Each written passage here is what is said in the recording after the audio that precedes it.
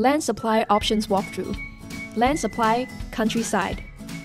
This series of animated short films serve to introduce and explain the various land supply options under the public engagement exercise of the Task Force on Land Supply. Two animated characters, a man and a little girl, are walking through different scenes in the film, explaining the pros and cons as well as the considerations for each land supply option. There are 12 episodes in total. This is the 9th episode, Countryside. The animated man and little girl are wearing sports outfits and walking through countryside quickly. Land supply option, the periphery of country park. Country parks are precious natural resources and cover more than 40% of the total land area of Hong Kong. We all cherish and preserve them. A pie chart appears, showing that 40% of the land is country park, 25% is built-up area, and the remaining 35% is vegetated land. Yet, you may not know 0.1% of the country park's area is equivalent to over 40 hectares of land, which is double the size of the Hong Kong Victoria Park. Can we explore optimizing the use of land on periphery of the country parks with relatively lower ecological values? If we can make use of a small proportion of land on the periphery of the country parks for public housing and other public facility uses, such as non-profit making elderly homes, it would help alleviating the overwhelming demand of such facilities in the community. Yet, country parks has always been playing a key role in protecting the wild species in Hong Kong and providing recreational areas and outdoor teaching facilities for our citizens.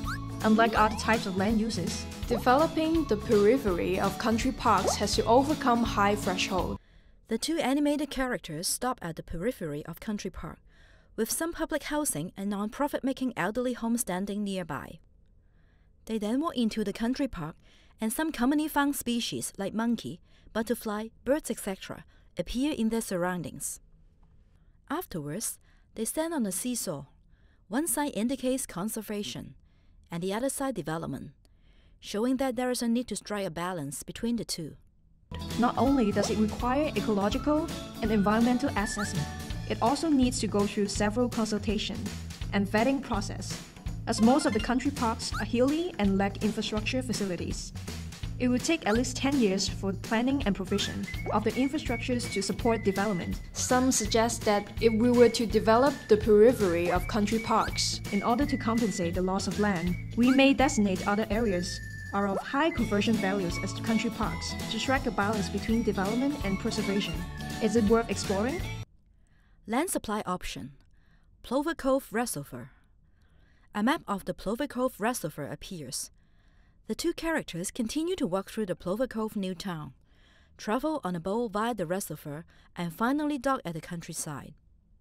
The Plover Cove Reservoir falls within the Plover Cove Country Park. Its surface area is about 1,200 hectares, which constitutes half of the total reservoir area. It is the second largest storage capacity reservoir in Hong Kong. Some suggest reclaiming half of the reservoir to create 600 hectares of land for developing Plover Cove New Town. The proposal to reclaim the reservoir will impact on stability in water supply in Hong Kong and create water contamination. We also need to consider the conservation and archaeological values of the reservoir. Even if the development were to pursue, the whole process could take more than 20 years. Facing the acute housing demand, how would you strike a balance between development and conservation? Check out www.landforhongkong.hk and share your opinions. Super! To be continued. Land for Hong Kong.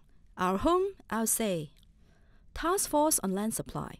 Website www.landforhongkong.hk. The end.